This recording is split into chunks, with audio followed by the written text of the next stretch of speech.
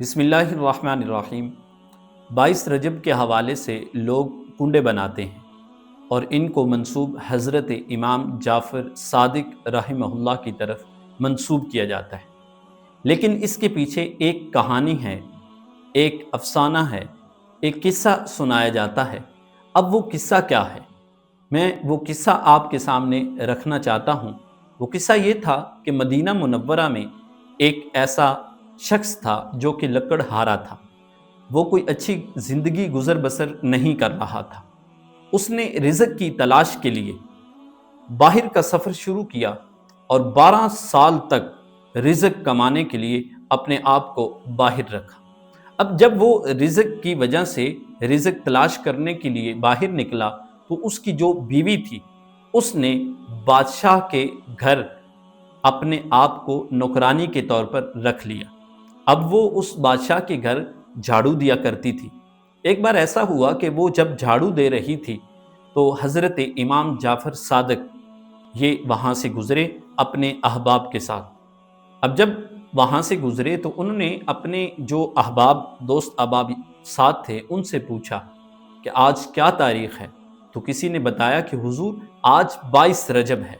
تو انہوں نے کہا کہ اگر کوئی 22 رجب کو کنڈوں کی نیاز دیتا ہے تو اس نیاز کی وجہ سے اگر وہ کسی معاملے کے اندر پھنسا ہوا ہے تو اس وسیلے سے وہ کنڈے دے اور کنڈوں کی وسیلے سے میرے وسیلے سے دعا کرے، اس کا فائدہ یہ ہوگا کہ وہ اس مشکل میں سے نکل جائے گا، اور اگر ایسی بات نہ ہوئی، مشکل سے نہ نکلا، تو پھر ایسا ہے کہ وہ قیامت کے دن میرا گریبان پکڑ لے۔ اب یہ بات اس عورت نے سنی۔ اس عورت نے پھر کنڈوں کی نیاز بنائی اور نیاز بنا کر اس نے لوگوں میں تقسیم کی، اور ساتھ یہ دعا مانگی کہ میرا خامند واپس پلٹ آئے اور اس حال میں پلٹے کہ وہ معاشی طور پر مضبوط ہو، خزانہ لے کر آئے۔ اب کیا ہوتا ہے کہ اس کا خامند جو 12 سال سے اپنے گھر سے دور تھا اس کو ایک خزانہ ملتا ہے۔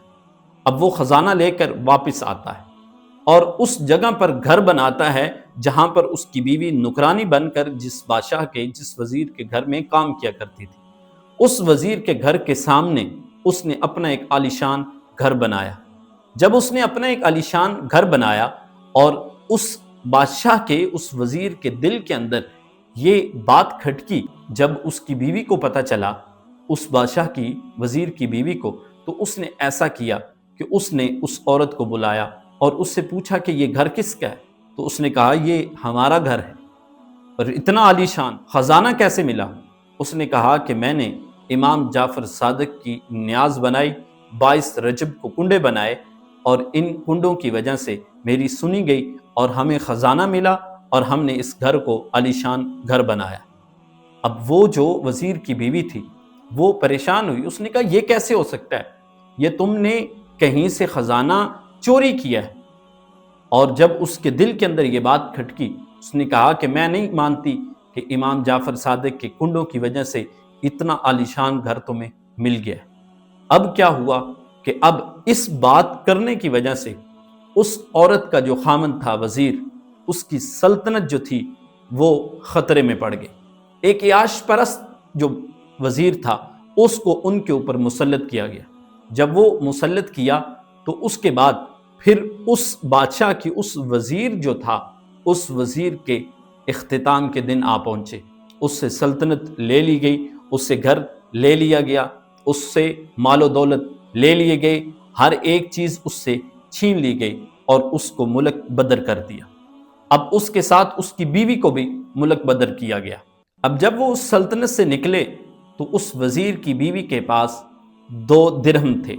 اس نے 1 درہم کا ایک تربوز لیا اور اپنے ایک جو کپڑا تھا اس کپڑے کے اندر اس تربوز کو باندھ لیا اور 1 درہم اپنے پاس رکھ لیا۔ راستے میں نکلے تو دوسری طرف جو بادشاہ تھا، اس بادشاہ کا جو بیٹا تھا وہ شکار پہ نکلا ہوا تھا۔ شکار سے واپسی پر اس کو دیر ہو گئی، کسی معاملے کے اندر الجھ گیا، کسی معاملے میں پڑ گیا۔ تو وزیر نے ایک اور شگوفہ چھوڑ دیا۔ جو وزیر نیا مقرر ہوا تھا اس نے کہا کہ جو پہلے والا وزیر تھا ہو سکتا ہے اس نے بادشاہ کے بیٹے کو قتل کر دیا۔ اب یہ خبر پھیل گئی، پھر بادشاہ نے اس وزیر کو جو سابقہ وزیر تھا اس کو اور اس کی بیوی کو اریسٹ کروایا، اریسٹ کروا کر بلایا گیا۔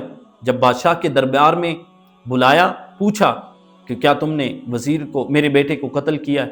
انہوں نے کہا نہیں، اور اس عورت کے کپڑے کو کھولا جس کے اندر تربوز تھا۔ اب اس تربوز کو دیکھا کہ وہ اس کے بیٹے کی کھوپڑی بن چکا تھا۔ انہوں نے کہا کہ تم نے واقعی میرے بیٹے کو قتل کیا۔ اس کو جیل کی سلاخوں میں ڈالا اور پھانسی کی سزا دی کہ ان کو قتل کیا جائے گا۔ اب کیا ہوا؟ اب معاملہ یہ پیش آیا کہ وہ جب جیل کی سلاخوں کے پیچھے جاتے ہیں، اس وقت اس وزیر نے کہا میں نے تو ساری زندگی کوئی ایسا عمل نہیں کیا، کسی کے اوپر ظلم نہیں کیا، نا انصافی نہیں کی، عدل و انصاف کے ساتھ کام لیا، یہ کیسے اتنا مشکل وقت ہمارے اوپر آ گیا ہے؟ اس کی بیوی نے کہا تمہارا قصور نہیں ہے، قصور دراصل میرا ہے کہ جس نے امام جعفر صادق کی 22 رجب کی جو نیاز ہے ان کنڈوں کو جھٹلایا تھا۔ اب وہاں سے ہمارے گنتی کے دن گنے جا چکے تھے، اس وقت سے ہم زوال پذیر ہوتے جا رہے ہیں۔ پھر اس عورت نے معافی مانگی، مل کر ان دونوں نے معافی مانگی، ساری رات سجدے میں رہے، معافی مانگی۔ معافی مانگنے کے بعد اب اندازہ دیکھ، معافی مانگنے کے بعد وہ کیا دیکھتے ہیں کہ بادشاہ کا جو بیٹا شکار پر گیا ہوا تھا وہ اپنے کام سارے نپٹا کر واپس آ پہنچا۔ جب دربار میں پہنچا بادشاہ حیران ہو گیا کہ ہم نے تو تیری کھوپڑی دیکھی تھی۔ اس نے کہا میں تو صحیح سلامت ہوں۔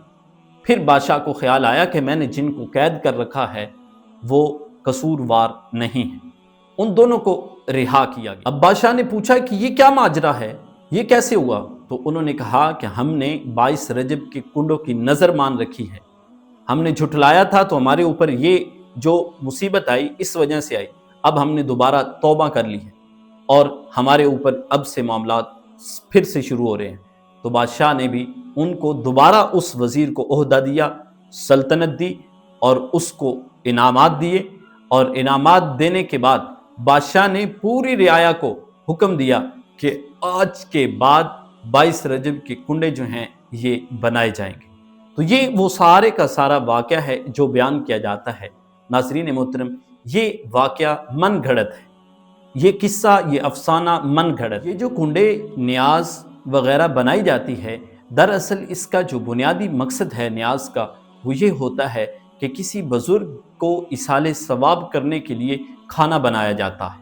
اب جو کھانا ہوتا ہے وہ اللہ کے لیے ہوتا ہے، یعنی اللہ رب العزت کا قرب حاصل کرنے کے لیے اس کھانے کو بنایا جاتا ہے، اور اس کھانا کو بنانے پر ثواب بھی اللہ کی طرف سے دیا جائے گا، اللہ ہی اس کا ثواب بھی عطا فرمائے گا، اور نیت یہ ہونی چاہیے کہ اس کا جو ثواب حاصل ہوگا وہ ثواب میں فلاں بزرگ کو پیش کرتا ہوں۔ تو یہ نیاز جو ہے یہ جائز ہے، اس کا کھانا بھی جائز ہے۔ آپ 22 رجب کو بنائیں، 15 رجب کو بنائیں، پہلے بنائیں بعد میں بنائیں، جب آپ مرضی چاہیں بنا سکتے ہیں، اور اس کا ثواب جو ہے وہ آپ کسی کو بھی، کسی بزرگ کو بھی ایصال کر سکتے ہیں۔